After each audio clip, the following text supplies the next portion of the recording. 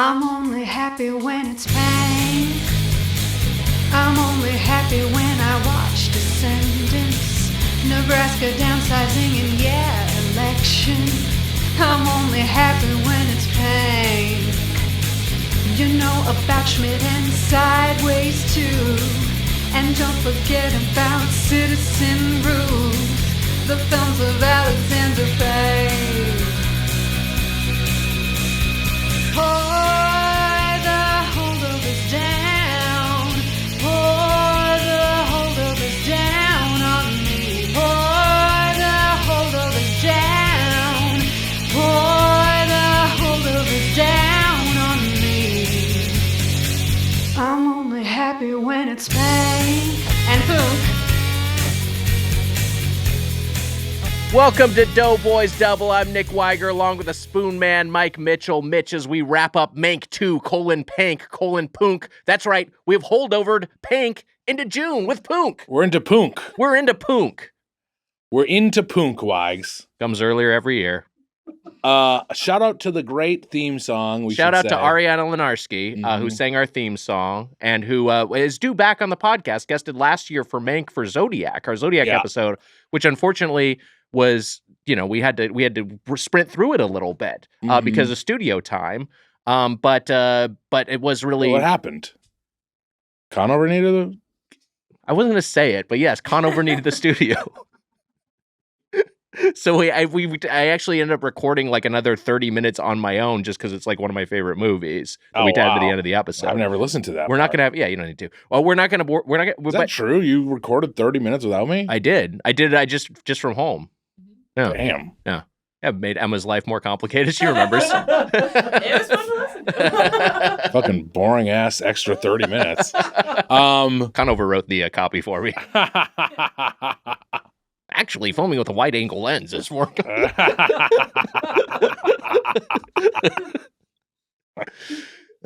Look. We Conover was love on the him. case. I feel like the Zodiac Killer would have been caught much quicker. Actually, I think you could have tracked him down. I think you could have solved that cipher. I say that in an endearing way. Got a big brain on that guy. We always like seeing him around the office. Wags, Love Conover. It's funny in the theme song, we haven't pointed this out, but The Descendants, one of the first movies named, not seeing it. We did not cover it. I've never seen it. We've talked about how I auditioned for it. Never seen it, not covering it in this version of Paynke. In this version of Paynke. I'd be interested if my opinion changed on Descendants, but I don't think so. I think the thing is with Descendants is, I feel like we've already talked about this with other guests, so I don't want to rehash too much, but it just feels a little bit less... it feels like somewhat like him use his template, but it feels like just like not as good of an execution of it. And also, I think it is one of those ones where like you'd think the Hawaii location would add a lot to it, but it just doesn't really. It's actually a little bit of a distraction and makes you think of like, why aren't they doing this? Why, like if they're doing something about Hawaii, why aren't they making like this comment or whatever, or why aren't they exploring this aspect of it? I don't know. I'm saying it poorly. Casey, you seen Descendants?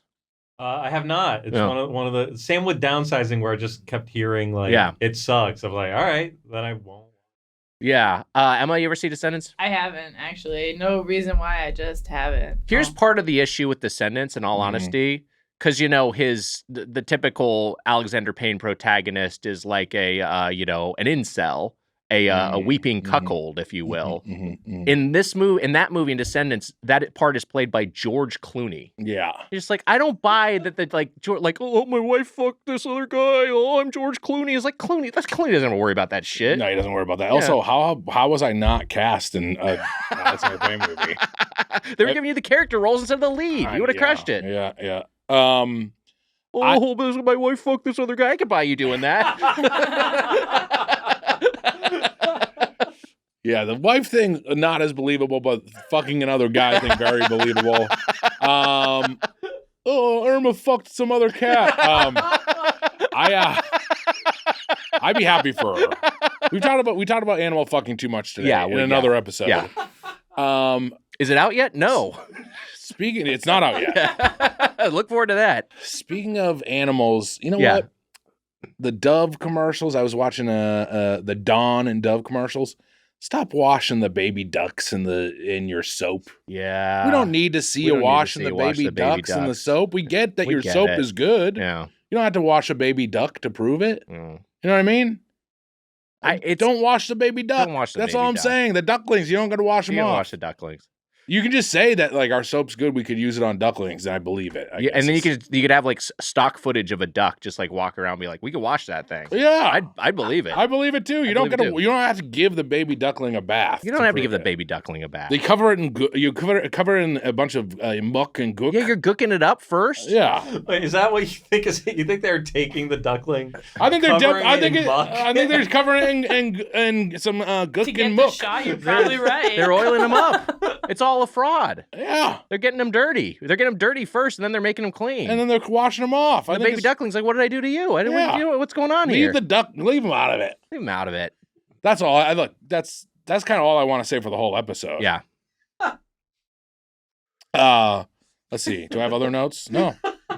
That's it. I didn't write any notes for the movie.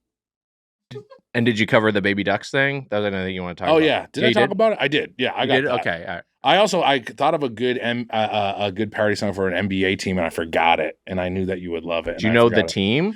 No. I think it was the Kings, maybe. I just completely forgot it. Sacramento Kings? Yeah. I know, you would have loved it. It's one of those things now, I don't know how you feel about this, but like when you think of something, even like, oh, that could be funny. Yeah. You like need to write even that down of like just even like the spark. Yeah, because you'll just forget about it. Because you just forget it. Just forget about it. You ever do that and look at it later and like, what the fuck is this? Yeah, everything I've written down. Oh, that's right. We've gone through your notes before. I've said stuff I've done it on here. Yeah. Should I take a look and see what's in here? Yeah, see what's in the notes app right now. Cancel acupuncture. That's the first note. Okay, so that's just like a task. Baby ducks. Did I talk about this at all? You did talk about baby ducks. I did the baby duck bit. I'll find a throwaway yogurt. That's not really a bit. I think that's just a note to myself. I do this with my notes sometimes where I have to remember something, so I go write it down so I remember it, and then I never look at that note again, and I find it 6 months later, and I'm like, what the flying fuck was I talking about? Yes, that sucks. Well, I'll like focus on that for so long. I have found something that I did write down for the podcast. Okay, great. Rumblies and the Tumblies to the tune of Rumble in the Jungle and I wrote Jethro Tull. It's Jethro Tull. Right. That might be an autocorrect issue. Yeah. Rumblies in the Tumblies. That's really good. I just thought it could be a parody song. Yeah, that could be good. Well, figure we could sort of have the theme, and we could just sort of figure out a segment that would fit it for Rumblies and the Tumblies. I think it could be good. Yeah. Maybe it's just like maybe we just list foods and say, would that give you the Rumblies? Yeah, that's like a no prep. You're saying, You're saying it's Rumblies in the Tumblies, and we do that. You sing that song to intro it, and then we're like, okay, just sour cream. We'd be like, yeah, that would give me the Rumblies. I wrote down Whale 2 Whale Rider, which I've said we talked about that. times. That one is good. That one's good. I can't. Look, I'm not going to look all the way through these notes. I've been writing so many notes to myself because my brain is mush. I had one. I woke up in the middle of the night, like laughing from a dream. I thought there's something that's so funny I came up with. And so I was like, whatever. And this was when I still had my phone on my bedside, which I don't do anymore. And I just reached over and I just opened up my notes app and just typed in like what it was that made me laugh. And then like fell back to sleep. I woke up the next day and I read it and it said, secret bees in presidential portraits. I think that's pretty good. It could be pretty good. I guess it could be good. Like it's like a painting of John Adams. Like, wait, is there a bee there? There'd be like a little honeybee in the back. I think that's what it was. I don't feel as bad about these notes anymore. In the hall of, don't they have like the hall of portraits where you can go see all the portraits? Yeah, you go to the National Portrait Gallery. Sneakily releasing bees while you're in there. Yeah, Secret bees. What's that bee doing in there? What's he doing over there with Franklin Delano Roosevelt? I mean, I'm just seeing stuff that sucks. Yeah. I can't even tell if that one was a joke or a thought. It's tough because you want to write stuff down, but a lot of stuff isn't worth writing down. Yeah. I just did a mass delete of a bunch of notes. I deleted like so many, and So I'm going to say the one. I'm just embarrassed to say it out loud. Okay. We can always edit it out. I also wrote Wigs. Oh, okay. I like it. I mean, it's a not anything. Okay. Wigs, I'm so bad with wasting time. I wasted the pandemic. That's pretty good. No, it's not. It's bad. It's really bad. But anyways, we're hacks. I mean, everyone knew. We're hacks. Oh, I said chuggy cheese on an episode. Chuggy cheese is good. I'm going pretty far back. A lot of this is just stuff I need to remember. I deleted almost everything, but I have like a few older ones. This is one I don't think we've talked about on the podcast, but maybe we have. But we met Joe Saunders' cousin, Catherine, at his wedding. Catherine, huge fan of the podcast. Yeah. I don't know if Catherine's on the Patreon or has just like grown older since and is no longer interested. We saw her when we were in DC as well. Oh, that's true. That's right. Yeah, we also saw Catherine there. But this is a bit from Catherine, and I think this is the reason I didn't delete this because I never said this on the podcast. Bananka means fanny pack in Ukraine. That's pretty good. So like this thing. That's pretty good. So I just stood up for our audio listeners. I stood up and I grabbed my bag, which I've got for today, which is like a fanny pack. This is a bananka, apparently. That's pretty good. It's pretty good. It's good. I don't know knowing the word bananka. I mean, it's not really a comedy bit. It just is. No, it's just a fact. It's just a fun fact. So you can't get mad if it's just a fact. If it's a fact, you can't get mad. You can't get mad. I did write this thing. If it's a fact, you can't get mad. Thanks, Conover. I did write this down, and I don't know if this is supposed to be stand-up, and I think I maybe did mention this on the show, but I wrote down like you know what's fun? When you introduce like a good-looking buddy to another good-looking buddy, and they kind of hit it off. Yeah. You know what I'm saying? It's kind of fun when the two hunks get together. Are just like, hey, they like each other, and you're like, going, man. And you're like, cool, this is cool. The hunks like each other. You know what I'm talking about? I know exactly what you're talking about. Yeah, it's good. You like 30 Seconds to Mars? Yeah, dude. Yeah, rips. Yeah. And you're like, that's great. Yeah, it's great. I'm glad these hunks are they belong together. Yeah. This is their tribe. What am I gonna suck off?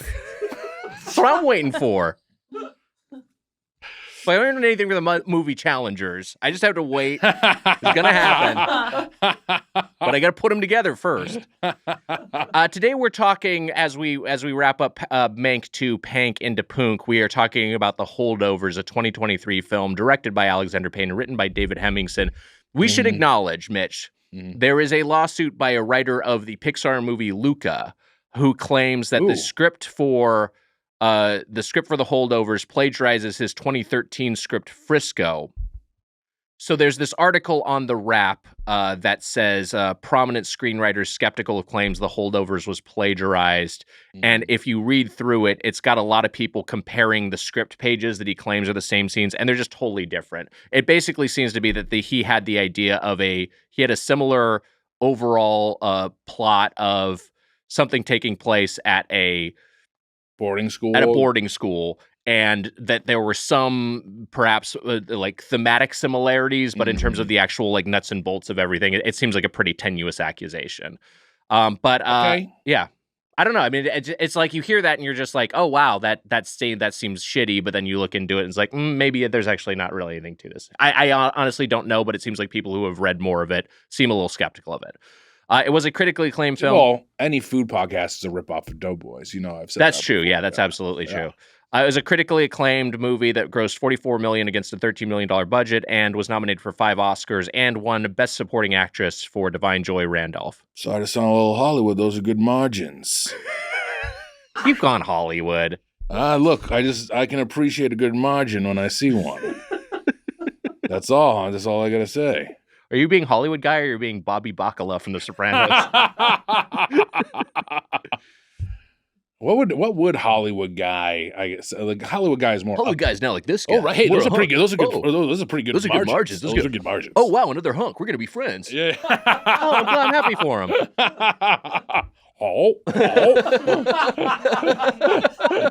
It's a Challengers. Hey, those are good. Those are good margins. Yeah. Those are good margins. Those are good margins. I've seen this movie before, but go on with more info. I saw this movie in theaters the year it came out, and I watched it for the second time yesterday. Which was last year. Yeah, it was just last year. Wow. It was nary 5 months ago. It was nary 5 months ago. It was. Is that right? December, January, February, March. Well, remember April? But remember, we're in Punke now, June. so you get an extra month for June. It's more like 6 to 7 months ago. When did it come out? November? I don't have the exact release weekend. I can look it up. Here's what I remember about when I saw this movie. Yeah. I'm still dealing with a lot of this fallout now, but I was in the throes of losing my mind from being sick. Right. My mom was out here, and I was like dizzy every day and was like crying at night because I was like out of my mind. Yeah. With dizziness and brain fog and like floaters. And I saw this movie, and it was a nice moment because I was like, oh, I got through this movie and like didn't seem cloudy or whatever, which was nice. And I saw it with my mom at Alamo Draft House. We went to Alamo Draft House. Did you go out here? Yeah. Oh, nice. Yeah. It's when she came and visit when I was losing my mind. Right. When I called her up and I said, I've been paranoid lately. And she said, I'm on my way. And she came out.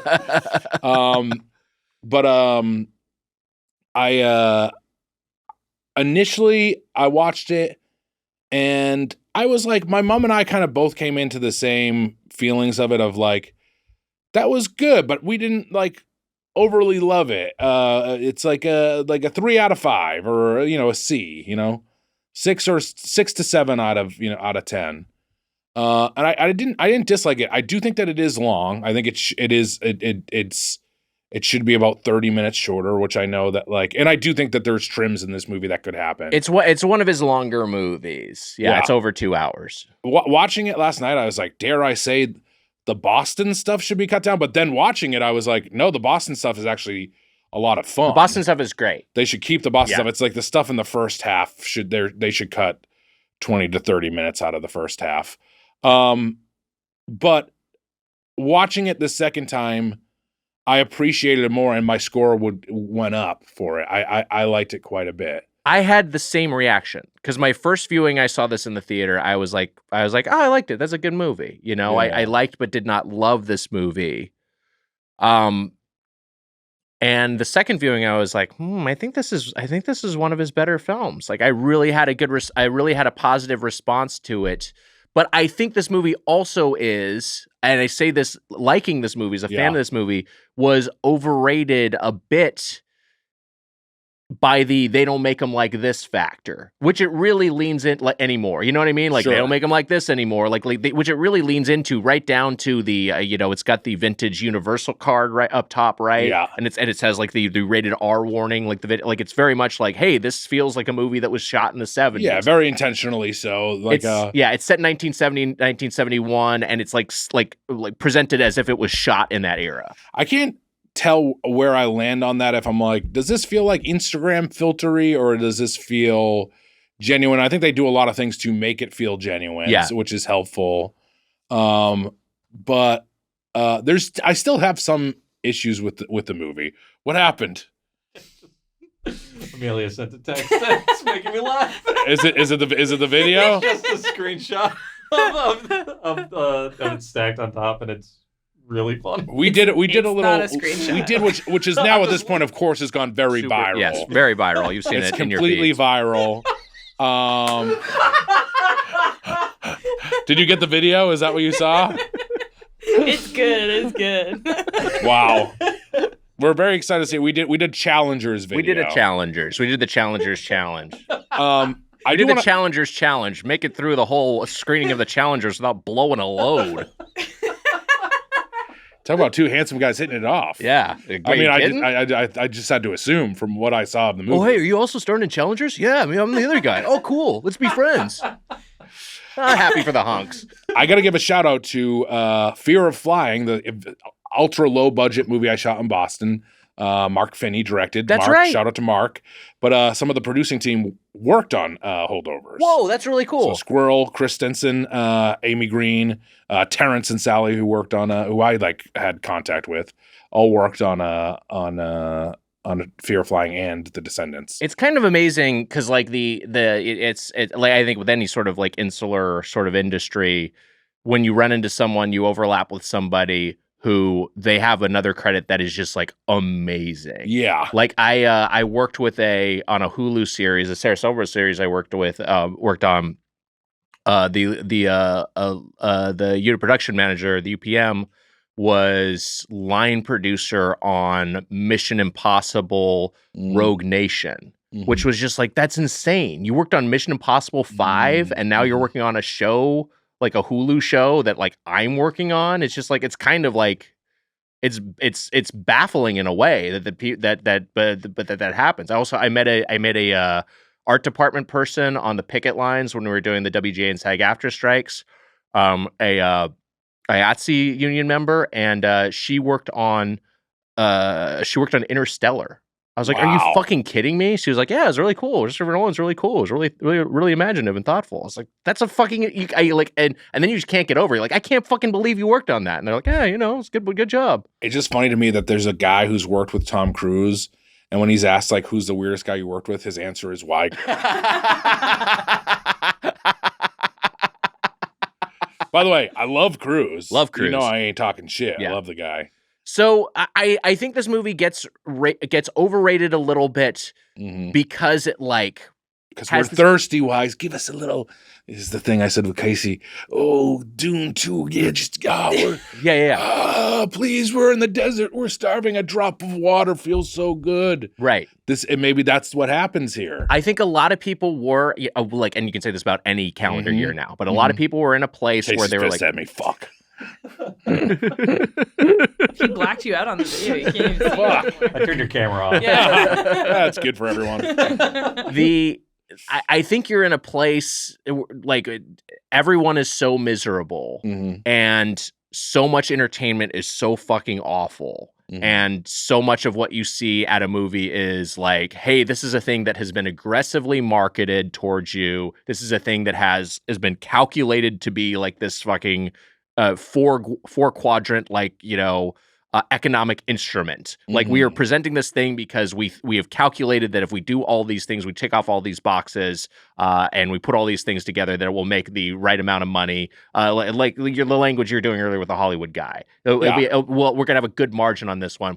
This feels like a movie that's just like made that like respects you as a viewer, respects you as an adult, and exists to be a story and doesn't have any calculus behind it beyond that, and then also is just incredibly well crafted. Like this is a really well written. I get what you're saying about it feeling a little bloated. I think that's probably true, but this is a really well written, well structured, well acted movie with fucking amazing locations, amazing production design, an incredible sense of time and place. And those factors, despite the story just kind of being simple and straightforward, those factors really elevate it, I think, in the public consciousness. Well, the boarding school vibe with the Damien Jurado, is that how you say his name? The music playing in the beginning, and just to me, the idea of boarding school, that's a draw, like a New England boarding school in the winter. Yeah, great setting for a movie. Yeah, and it's like that's a fucking movie. As a young boy. Like you feel a little bit broken as a boy, and like and that's the main character does too, and that's like the draw of like the military or like a fancy boarding school or something that will fix you. That like always appealed to me, but at the same time, I felt like I also hated because it's like rich kid, a lot of rich kids and stuff like that. Yes, which I think this kid kind of deals with a little bit himself, but. A snowy, wintry New England boarding school. I love that setting, Wags. It's very nostalgic to me in some way, even though I didn't go to boarding school or I went to private school for a year. But it felt like that idea of you could fix a broken boy, Yes. And this kid feels like he's like a fuck up, and he seems like he's trying to do good, but he's still fucking up, and his parents are mad at him. This guy who carries a lot of weight in the movie besides Giamatti, I forgot the actor's name. I have the cast here. The other actor is Dominic Sessa, who plays Angus Tully. That's who you mean, the kid? Yeah. So it's kind of a two-hander with them, but it's also like a three-hander with Divine Joy Randolph, who plays Mary Lamb. It's very much centered about the three of them. And then the janitor, who's a character name I didn't write down. Is it Danny? The janitor? Oh, I think Denny Denny, but it's almost like at times like, oh, it's like a movie about the four of them. He's in it like more than I remember. He's in it more than I remember, but also is introduced. You see him in the very beginning. You do, but then he's in. It is. Danny. It was Danny, okay. And then he's introduced kind of to the story late, and almost feel there's some stuff that I'm like, oh, they could have. I don't want to chop his character out. Yeah, sure. But there's a lot later on too where you're like, this is like feeling a little bloatish at sometimes. Yeah. I mean, I ended up liking it again more than I had. But that's the other thing though, and I'll say this and I say this again affectionately because I like both these movies. Like Nebraska, it is kind of like just a slow living sort of thing. Yeah. Obviously completely different setting versus like impoverished a rural middle of the country as opposed to like this extraordinarily wealthy, like fancy, breeding ground of the elites. But it does feel like this compact or I'm sorry, right? Like this like controlled like little world, and then the pace of it is like kind of leisurely. And I think that also is part of what makes this movie feel like a little bit of a hug, is that it's just kind of like you're just kind of living in a different sort of biome for a time. Yeah, and it's a biome that like snowy New England reminds me of my youth. I mean, like there is a melancholy feeling to it, and the idea of like a young kid with his future. And maybe that's like the thing. As an old man, you go back and watch that. Yeah, sure. But there's also that sort of thing I think of for me too, is like, oh, you want to fit in. You know what I mean? This kid, like you like, and I remember just like those kids who wear Abercrombie and shell necklaces. And I'm like, oh, it'd be nice to be like one of those guys. But maybe I'm a holdover myself, Wags. You know, I'm not a. Wow. Except a douchey character is a holdover too. Who's pretty fun. I do like that douchey guy, and I think he's pretty fun. Also, there's a cool guy who is just a cool guy. He's just a cool guy, and he's cool as hell. It's great in a movie when a cool guy's like, hey, it's a good cool guy. He's just like being a nice cool guy. The quarterback or whatever, whose dad comes and picks him up in a helicopter halfway through the movie. That's part of what I like about the script is like the characters aren't archetypes. It's not like, hey, because the typical way to do this is like, oh, the jock with the long hair whose dad isn't going to pick him up. That's going to be the jerk. But they're just like, oh no, that guy's not a jerk. He's just like, oh, it's just football, man. Like he's just like and that's almost that's partly to me what makes this movie feel like kind of like lived in and real, is that it's just like not like, again, it's just not operating in archetypes. It's not operating in like I know exactly what type of character this is. It doesn't feel like it's quite following like a movie formula. Things aren't quite as clean as that. Yeah, I also like the helicopter pilot's name is Wild Bill too. I do like Wild Bill being the helicopter pilot, but I also just like kind of like how everything's kind of like insubstantial and not super high stakes. Like there's a thing that keeps happening, and I noticed it particularly on the repeat viewing, which is that like the way a lot of scenes will end, it will be like the final line of dialogue, and as that dialogue is being said, they're already cross-dissolving to the next scene. Yeah. And it's kind of like has this feeling of kind of like just how memory kind of operates, and you have these sort of moments, and then they're just sort of like, even though it's a scene in a movie, to these characters, it's probably a thing they almost just forgot about immediately and then just moved on with their lives, Yeah. I think it just evokes that really well.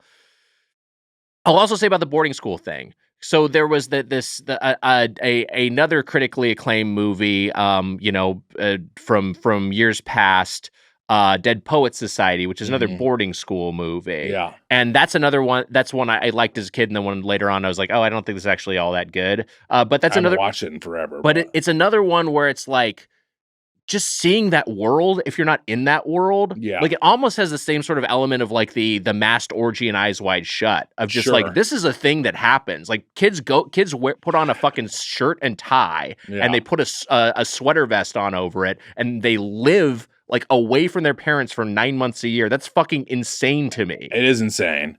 And it is, and also it's that funny thing of like watching it and relating to some of these characters, and it's like, feel like probably like a good percentage of the people who go to those schools are turn out to be pretty horrible. I mean, I shouldn't put them all in that group, but I'm sure that a good percentage. At this school, I mean, because that's the thing and Divine Joy Randolph's character, I think, underlines that of just like all these characters are just shitty. You call them little assholes, yeah. And they're rude. And the way that one entitled character that you're talking about, that one rich kid is just like he's like rude to her. He's like a piece of shit. Yeah. And he just like views her as a servant.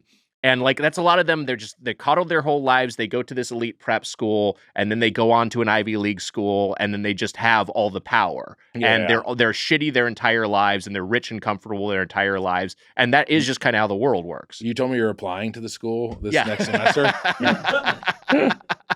Hey, fellows. The main actor, to get back into him, is he maybe a little too old? I think he might, because every other student feels appropriate age, and they do say that he's held back or whatever. But yeah, that feels like they were trying to fix it a little bit. It feels like he feels like he's maybe old. And then also, it's funny, as the movie goes on, he's like kind of more unlikable, and then they have a turn where you realize what's going on with him, and you feel for him, but he's tough to take at times. He is like an annoying little asshole sometimes too himself. Yeah, sure. But I think overall a hard role to do, and this is like one of his first roles. I think this is his first movie, yeah, and he did a good job. But I think he's good, and I think the main thing is this sounds kind of. This maybe sounds kind of weird, but like he just looks like a real kid. You know what I mean? Like he doesn't. He does look look a little old, but he does look like. He looks like he belongs there, and I think that's like the. I think that's the smartness of this particular casting, but really this is like primarily a Giamatti thing. And Giamatti is so fucking good. He's one of my favorite actors. He's so good in this. The eye does a lot of work. That does a lot of work. The eye does some work, but Giamatti's one of the best in the world. I can't believe he's never won an Oscar. Yeah. It's insane.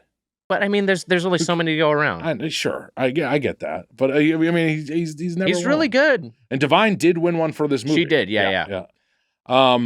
She does a Boston accent in this the Boston accent is slightly off, but I think good work from her in the movie too. And it just to me again, it goes into the kind of bloat of the movie though. Is like you follow all these kind of different trails, and it gets kind of. At one point, it feels a little bigger than maybe they should have slimmed some stuff down, I feel like. Yeah. Okay. So let's go back to like the kind of like stuff that we do like about this movie. Because one thing you were talking about the kids and the other kids jerking off in the Cobb salad. Just the idea of like salad's very funny. My mom loved all like Giamatti and like student stuff. Yeah. And I almost wish. That and I said the first half of this movie is a little long, and not in those parts. Like I loved Giamatti's interaction with all the students. I thought all that stuff was great. I also love just like things like the cold open to the movie is the choir being conducted. Yeah. And it's not even, it's just like a part of the student body. It's not even any character that you end up following. They're just like kind of, it's just like, this is just what this world is, Yeah. As an introduction. And again, just it all kind of feels like so small and contained. But yes, so like the banter that goes on, Giamatti's character is he's like the sharpest and he's like the wittiest, right? But he's also kind of keeping everyone at arm's length, obviously. Yeah, he's not very good socially. Yes. The way all the kids interact with each other, I like the script more this time because I was like, you know what? Some of these kids are like, they're not even necessarily being like funny, but it sounds like the joke that a kid would make in 1970. So like, I appreciate that it's just like, it's not making an effort to like, I'm going to make a joke in the sitcom sense that's going to make the audience laugh. More just like, these are what the kids would say to like bust on each other or to try to make fun of each other in that era, And so it doesn't have like the sharpness that you would expect of like TV dialogue or whatever. It feels a little bit more natural. That's why the jerking off in the Cobb salad is like a rumor about Giamatti's character. And it's like such a funny thing that you're like, oh yeah, I see that. And then later when Giamatti gets fired, the douchebag kid said he like ate shit. Yeah, he was eating feces. They caught him in the stall, burgling turds. I don't know. It's like real kid shit. I got to give a shout out to the two. Because there's like the douchebag kid, the cool quarterback kid, the main guy, and then there's two kind of like dorky students. Yeah, there's two younger kids. And that's the other thing of just like, wait, these kids are like 8 to 10 and they're at a boarding school, right? Yeah. They seem I think they're young. supposed to be like 14 or 13. Were they that? Oh man, I think they're supposed to be like 8th, 9th grade or something like that. Maybe just my perception of age has changed as I've gotten to be an old fuck. But like I was just like, those kids seem super young to be living away from home. I guess even if they're 12 and 13, that's like a young age to be living outside of your home for most of the year. Well, one of those young kids says something really funny. Where the quarterback kid talks about his dad flying in the helicopter. Yeah. The little kid's like, flying with presents like Santa Claus. Yeah, it's great. Like, this little fucking, it's such a little dweeb. It's such a great little dork joke because he says it like it's like a funny joke. And that's what I mean, though. Like, he says it like it's a funny joke, and that's like the kind of thing he would do. And no one really reacts, but also no one like makes fun of him either. It's just sort of like lives there, Yeah, but then obviously he gets bullied. He's like the guy. COO of like Meta now. That kid, yeah, that's like what he grew up to be. But that also has things like there's like the student from Korea who wets the bed, and that's I think the first part where I think you really get on board with with Angus Tully is just like when he helps the kid. It is a nice scene, but again, I'm almost like, what is this scene here? I love that kid actor, and I think it is like a good moment for him, but I'm also just like, what's happening? Is this just kind of like cheaply showing that Angus is like a good guy because he also is annoying? I think it achieves that, but what I also kind of like about it, again, just not someone who went to boarding school, is kind of fascinated by it, thinks it maybe shouldn't exist, but you just see things like that of just like this kid, his family's in Korea. He's away from them for the holidays because they thought he was too young to travel on his own. And now he's like, he peed the bed because he had a nightmare, and he's just so miserable, and he's so sad, and he's so scared. Yeah. He doesn't have any friends. And it's just like, what a fucking horrible thing to do to a child for the sake of like advancing his career, ultimately to increasing his earning power over time. You know what I mean? I'm also glad Teen Mitch wasn't there. Like, what the fuck? You fucking pissed your bed? Oh, you into that shit? I mean, I don't think I would have done that either. Yeah. But I mean, I'm sure if I was friends with him, I would have made fun of him for it. But yeah, you do feel sad for that kid. And then you've got him, and then the other kid is like an LDS kid. Like his parents are missionaries. He's from Provo, Utah. So it's just kind of like, it's like, oh, I don't know. It is just, I think it does a good job of characterizing them with not a lot of screen time. I like when the douchebag says, "I'm supposed to go to Cornell," which is very funny. Yeah, all those kids are fun, and then they get I mean, I like the helicopter coming, and it's funny. I like Wild Bill, like I said, but it's a pretty wild plot device to be like, all right, everybody else is out of here. It's Angus, and it's like Giamatti and Angus. To me, it makes just enough sense where I buy it. Sure. But yeah, I'm being critical of it. Like I said, I enjoyed it on this watch. I also love that I was talking to Micus about it. Micus did not like it. I was saying I enjoyed it a lot this time. Yeah, and I was talking about it. To me, he was like, they make Giamatti a monster, which they do. He smells like fish. He has like a weird thing where he can't break down proteins. He smells like fish. I think it's funny. He's got the Google eye. He has what is the word for it? Hyperhidrosis. Is that what it is? Yeah, where his palms get super sweaty. Yeah, hyperhidrosis. Pre-diabetic. He is like basically like on death's door. You're like, I wonder how much longer this man lived after this. But they really make him seem like a guy who is gross, unpleasant to be around in any sense. Yeah. Basically. But still so likable in that Giamatti way that you can't help but like him. Go on. Also, like, it is that sort of thing where you're like, oh, I would like listen to him and like think he is funny. I guess it is that sort of thing if you would roll his eyes at him, like when he's telling like he's another Santa moment. He's telling the story of like Santa to the two townies in the bar at the bowling alley. Oh yeah. And you're just like, oh, this guy like can't help himself. But it is like, I think I would like that guy intellectually. He seems but he's just a guy who can't get along with anyone, it seems like. Have you ever been candlepin bowling? I wrote it down. There's a couple things here. I was going to check in with Emma too. Emma's nodding vigorously. When I was a boy, I used to go candlepin bowling almost every weekend with Mr. Green. Wow. And you've never done it. We gotta take a candlepin bowling. Yeah. Candlepin bowling was the only bowling we had.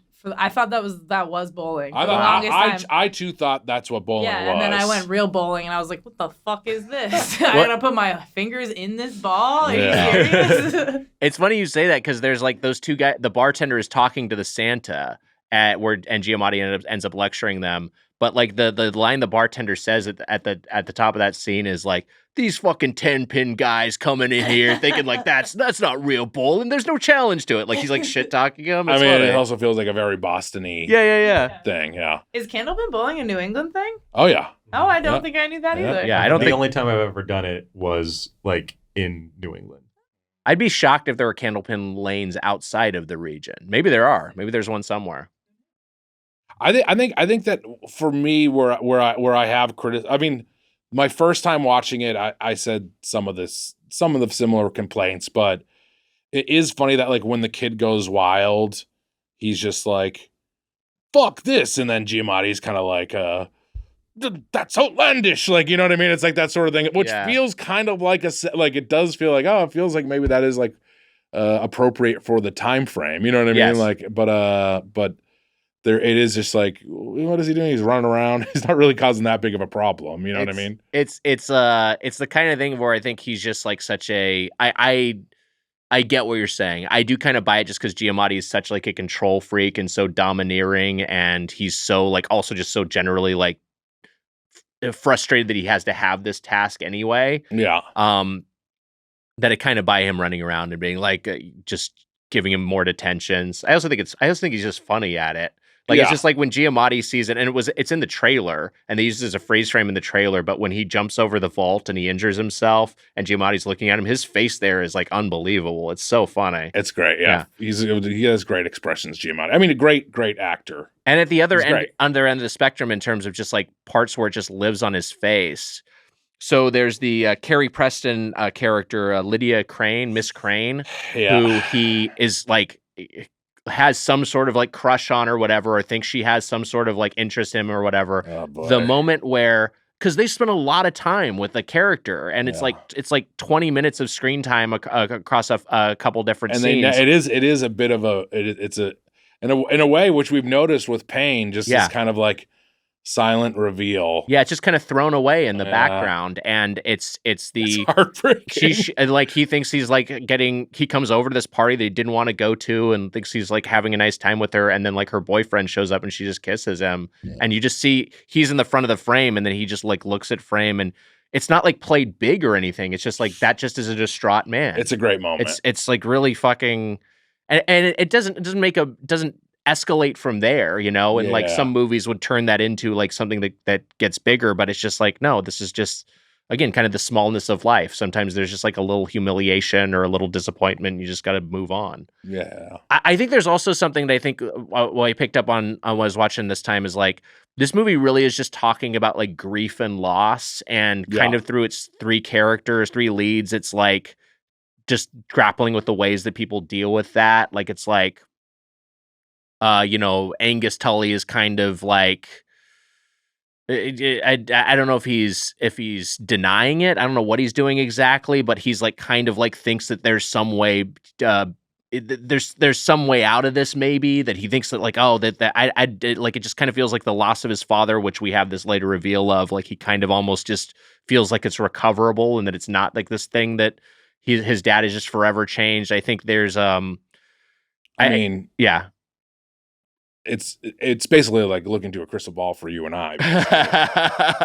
There's this guy who's like just staring blankly out the window. Yeah, it's there's also like Divine Joy. Used to podcast. Yeah, it's gonna be us someday. Divine Joy Randolph is like, you know, she's trying to she's accepting it, or trying to. Death. Yeah, her son's death and her husband's death early on, and then Giamatti just seems to be trying to like ignore it and just sort of blaze ahead. But that has like none of these are like great. You're just dealing with someone who's not there anymore. Which Giamatti's just like dealing with loneliness. I mean, and he's an alcoholic, which is a thing that like you're like, oh, you don't. When the movie starts, you don't realize like what a booze bag he is, basically. He's like, and played so well. Like he just like he again Sideways too. He's a fucking alcoholic, but he's not like, whoa, well, have another one, please. You know, so much like drunk acting is so big, but he's playing against it. That's pretty good, honestly. Should I do more acting? I think you should. That was pretty good. Bartender, another round for me and my friend. Well, the scene in the bar stuff is great. I like the townies giving the rich prep school kid shit. I love that scene. I think it's really good. It's like a good thing where he's like, how many like people have you seen with a hand blown off? There's a Vietnam vet, basically. Yes. Talks about how everyone who goes to the prep school is none of them are going to Vietnam except for the black student, and it's just like who is Divine Joy Randolph's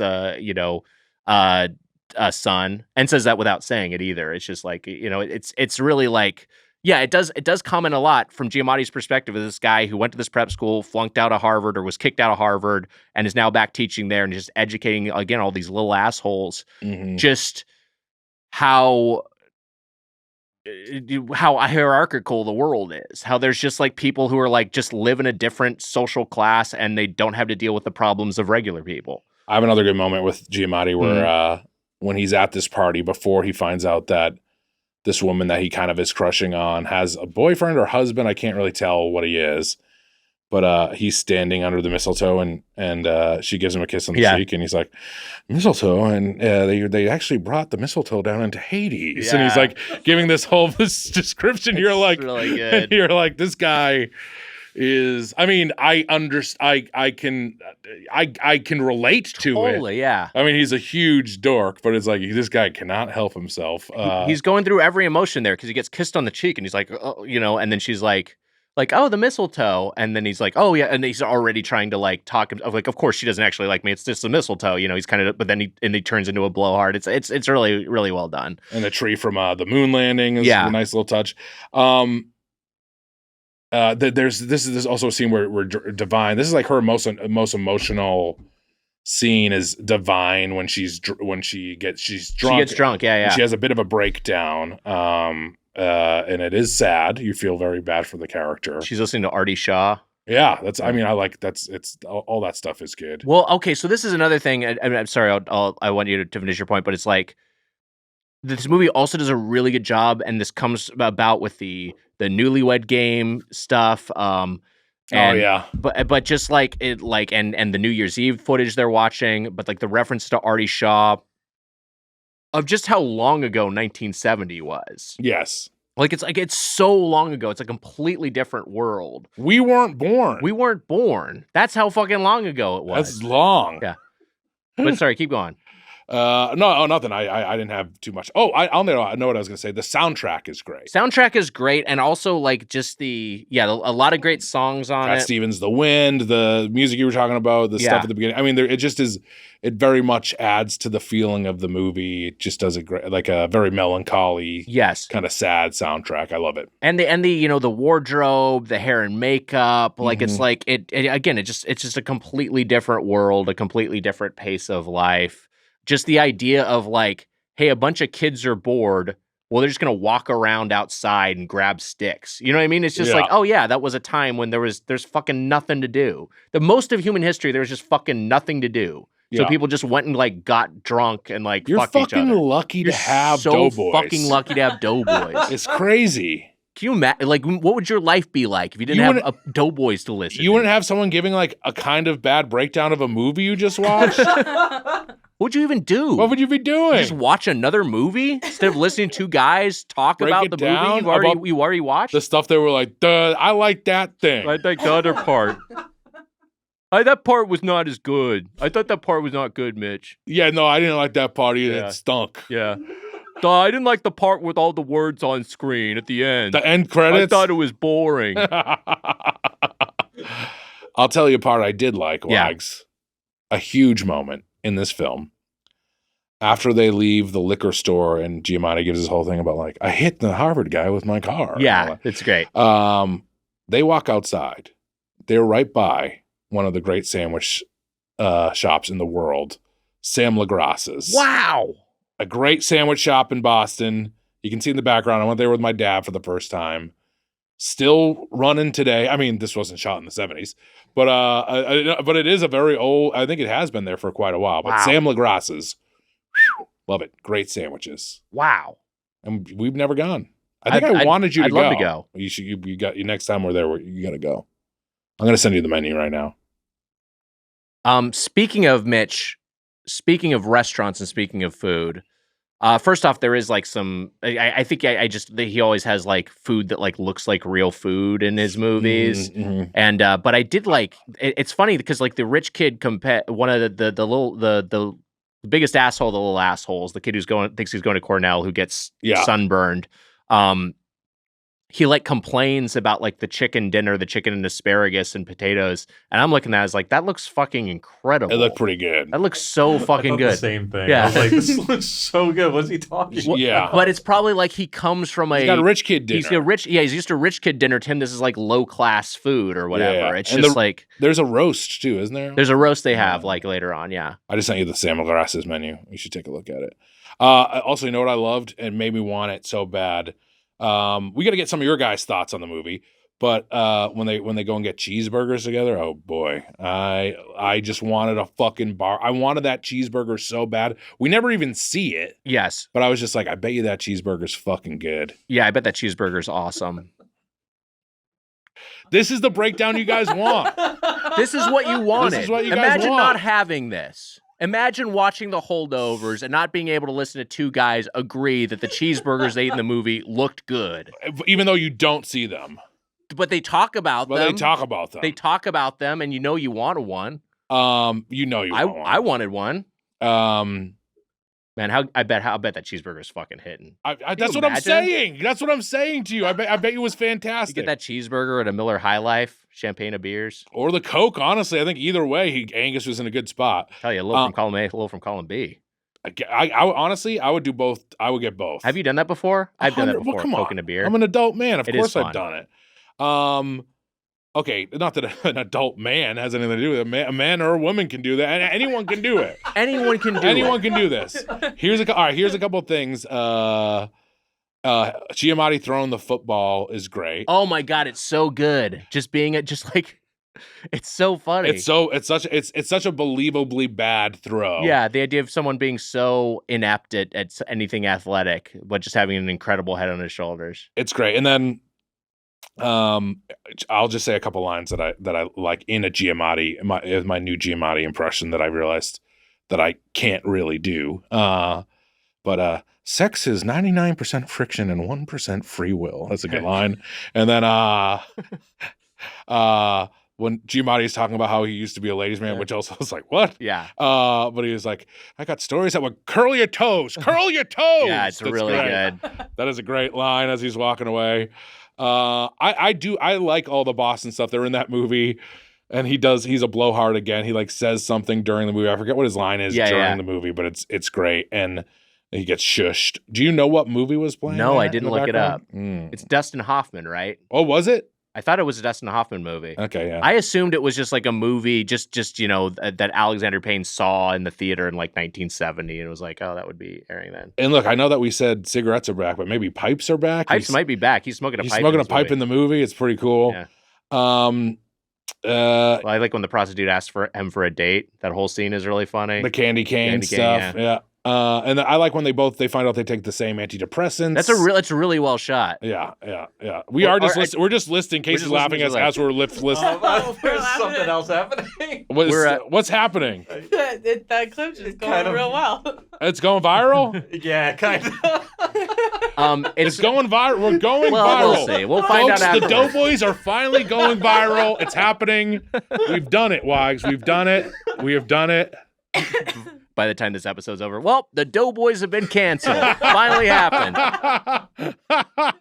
Wait, Emma, I sent you a clip. I don't know if there's a way, or we can get this up on the TV to watch. Give me a second. No rush, but I'm gonna watch the clip right now.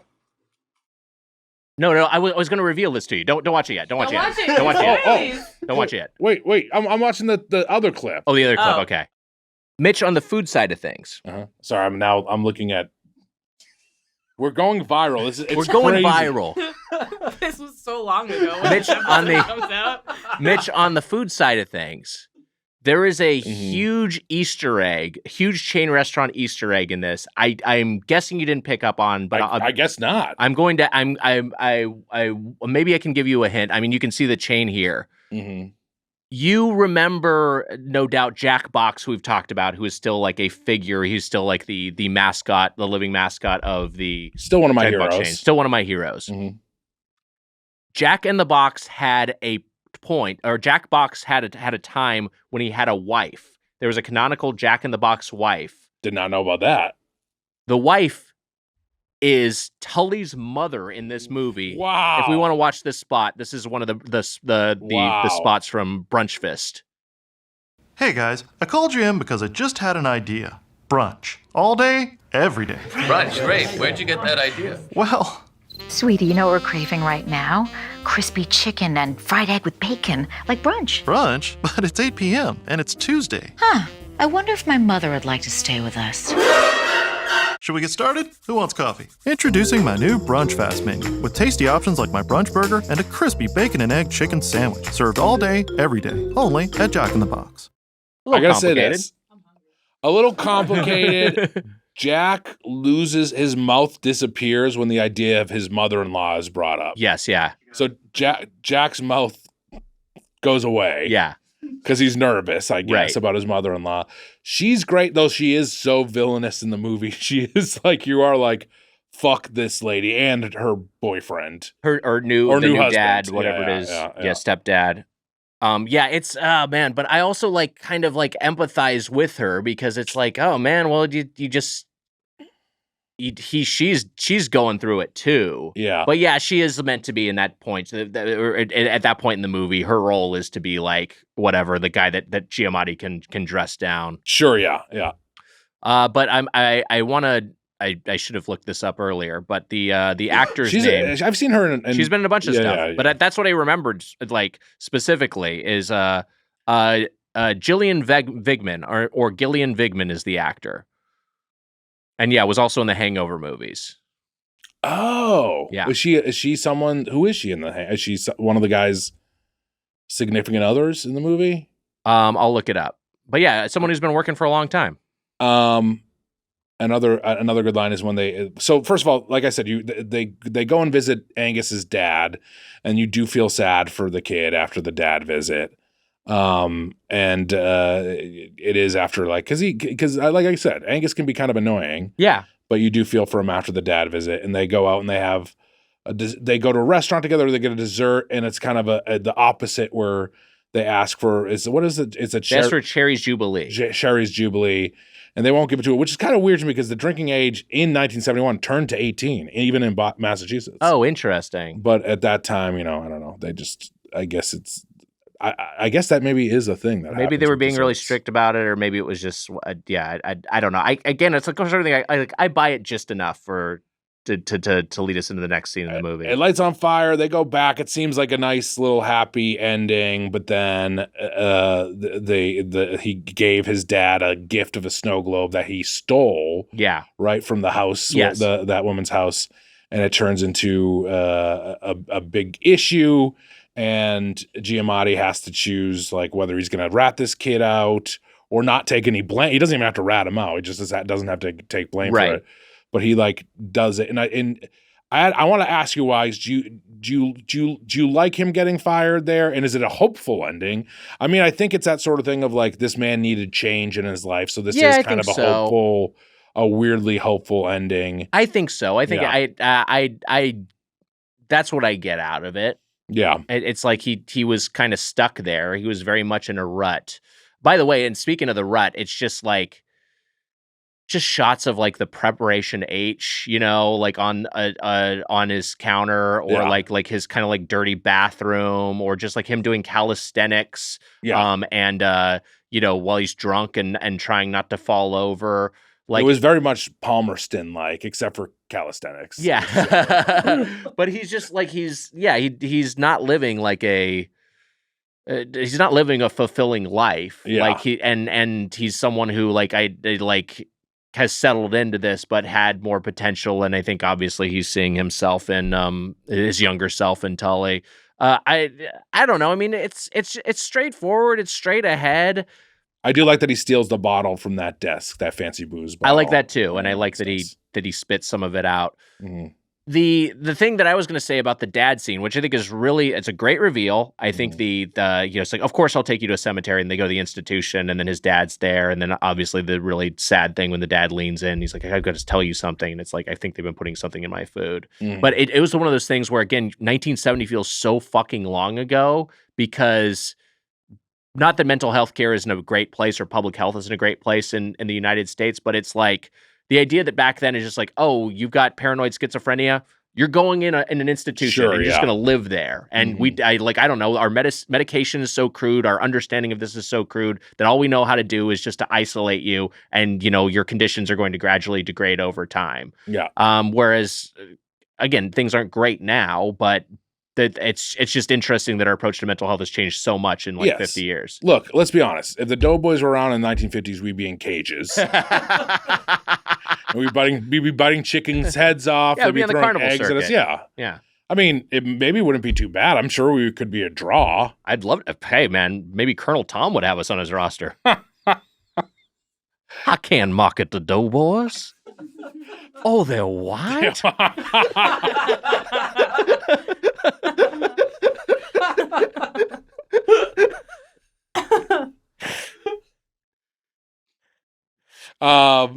I think we would do great. I think we do great as a freak show. As a freak show, we do great. Have you ever read Meditations?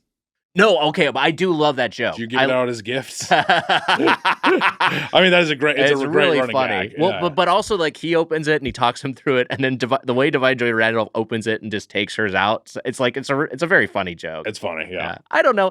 You've never read it before? I've never read it. No, have you? No, come on. Casey, what'd you think of the Holdovers? And you rewatched it last night, correct? Yeah. Saw it the first time, I want to say, like, January. Sure. Was kind of sleepy. Definitely fell asleep during the movie. It's a very cozy. So cozy. It's a sleepy, cozy movie for sure. Yeah.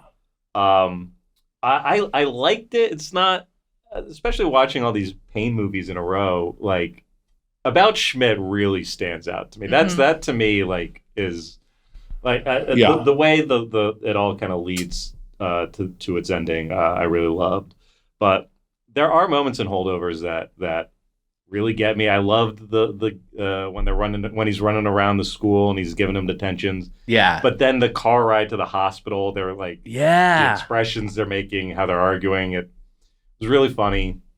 Loved it. That shoulder injury also great, like, visual gag. They really looks fucked up when his shoulder gets like dislocated. Yeah, and then them just showing the doctor and nurse doing what they would have done back then to get his putting the straps over themselves or whatever. It's horrible. Go on. I couldn't tell what movie theater they went to go see. Could you tell, Mitch? I kept thinking of, like, this is either Coolidge Corner or like the Brattle Theater. I couldn't. I was trying to figure out what it was, but I had no idea. I looked it up. It was actually the Tiki Theater in L.A. Yeah, they actually shot this in L.A. Wow. Yeah, quite a journey. They did a great job dressing it up. They did a great job. I didn't know there was a balcony there. Great set. Oh, there's a balcony. Man, I guess the movie they were watching probably something that, I mean, is not going to be easy to find. It's probably some 70s fucking porno, right? We'll look it up. Overall, I do like the movie, but yeah, I think to me it was like it was super hyped up by some friends who love Alexander Payne. Yeah. And then I kind of like could feel where it's going. Like I felt like ahead of the movie. Sure. In a way. So that kind of, puts it down. If I'm like ranking the Paynes that I've been watching, the fact that I just felt ahead of the movie.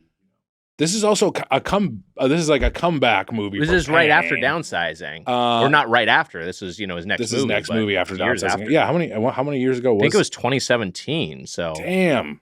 Yeah. So it's been a while. It's been a little bit of a gap. Yeah. I get what you're saying. The first time I saw it, I didn't love it. Alamo Drafthouse had a great experience with my mom. A good time to go see a movie.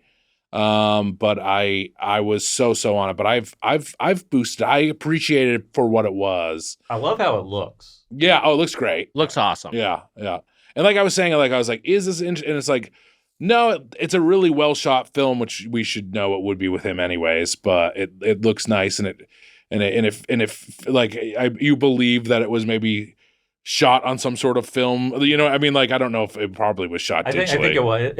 It has like a 16 millimeter feel, and I would imagine they like actually shot it. Oh yeah, 16 millimeter. That's surprising. But the director of photography was Egil Brild. Okay. And who also shot Ocean's 8. Okay. Shot a bunch of stuff. Worked a lot in TV. It looks like. But yeah, it's really well. It's a great looking movie. No Hard Feelings. Also shot No Hard Feelings in 2023. Jennifer Lawrence. Yeah.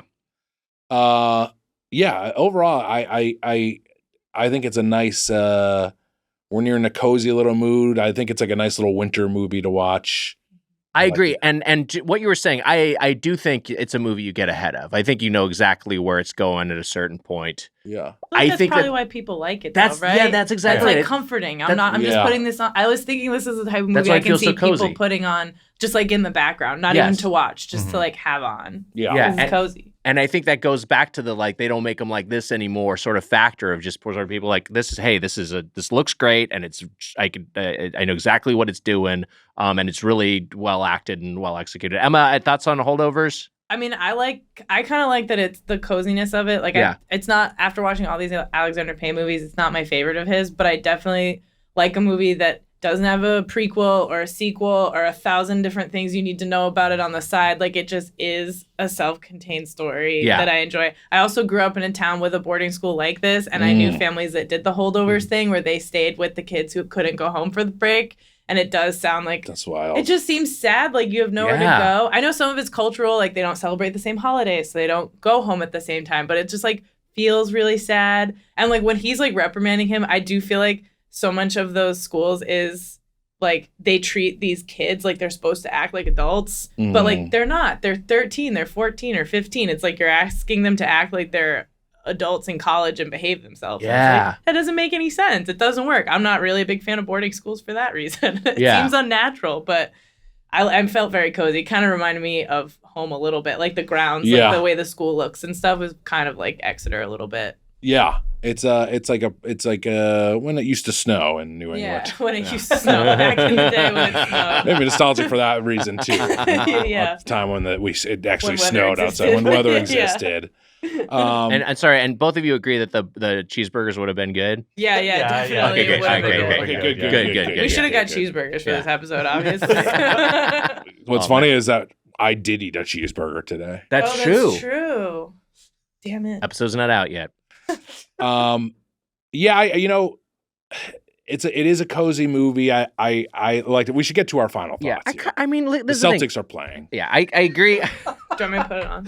I agree with everything. I agree with everything that everyone said, and I do. Is it weirdly one of his more hopeful movies? Yeah, I mean, it kind of is. And I think that's maybe why people like it so much. But also, I do think it's really good. I think it's just like really well done, and I like his other movies. There's other movies that he's made more, but I like this more than a lot of the movies that he's made. Or I guess it's not a vast filmography, but this to me is in the top end. If you're doing like the Bill Simmons pyramid of, you know, where everything is, talking in terms of consensus as opposed to my own personal rankings, I think this is on, you know, Election is level 1. Election is the top of the pyramid. And then the next one is Sideways and either Nebraska or Holdovers, honestly. I think that's probably what slots in there. And then the after that is where the About Schmidt or maybe Holdovers goes the next one with About Schmidt, Holdovers, and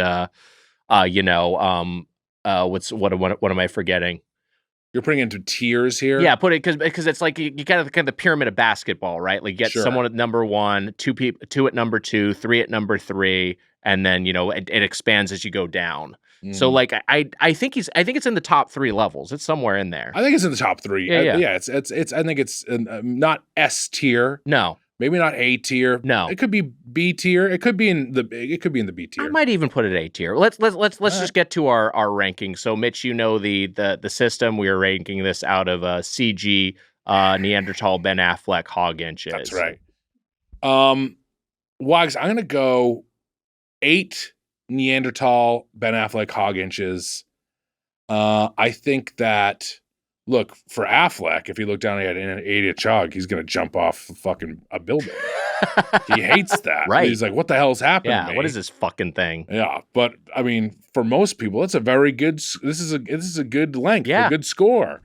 I enjoyed the movie more on the second watch. I do think it is like a nice comfort movie, has nice hits of nostalgia. I do think it is a little bit too long. I think there's a little bit of bloat in there. It could have been a little bit more focused.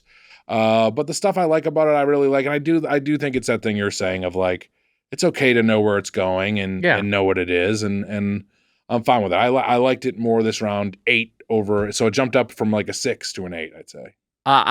This is gonna be a 9-incher for me. Wow. And I probably would have gone closer to 6 after the original viewing. Mm-hmm. I think it's really well done. And I think it's just a really endlessly watchable movie. I agree that it maybe is like could be trimmed down a little bit, but honestly, the pacing didn't really bug me that much on this viewing. There's just so many scenes that I like. There's the performances I really like, and like what Casey was saying, I love how it looks. Also, they're in Boston for a lot of it. Roxbury. That's fun. The Boston stuff is all really good. But yeah, I think it's a pretty awesome movie. So yeah, 9 inches. So like Affleck watched like the first like 20 minutes of Downsizing.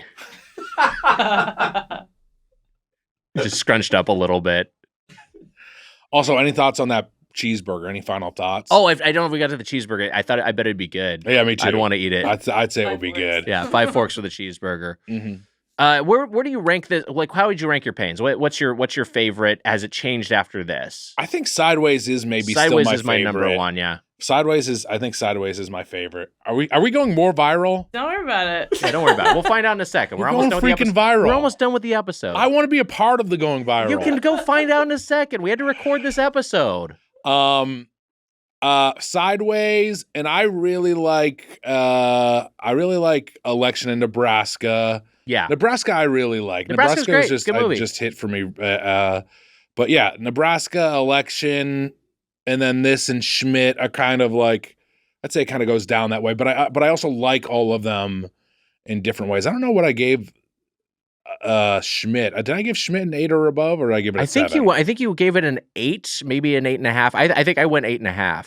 Okay. So I could be wrong. So if I went 8 for Schmidt and I went 8 for this, and Griffin made us come up on Downsizing. I did like Downsizing more. I did. I liked it. Honestly, I mean, he's a good director. He's a good director.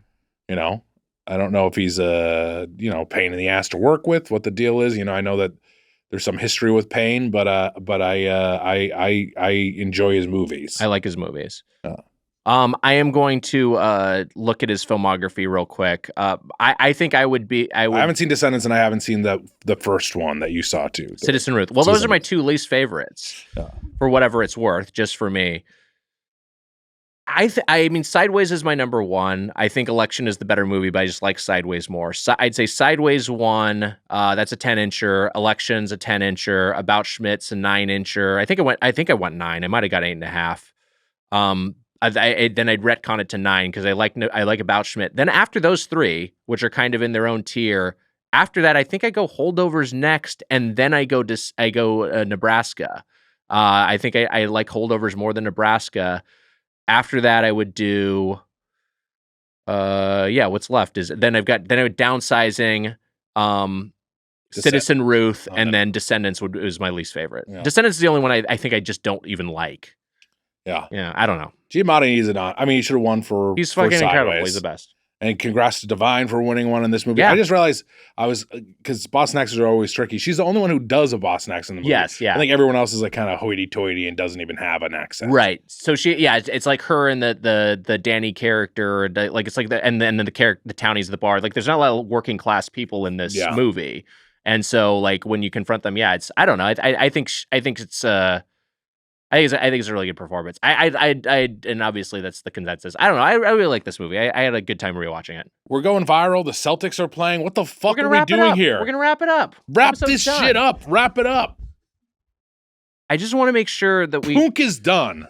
I just want to make sure Punke is done. That we touched on the cheeseburger. Oh yeah.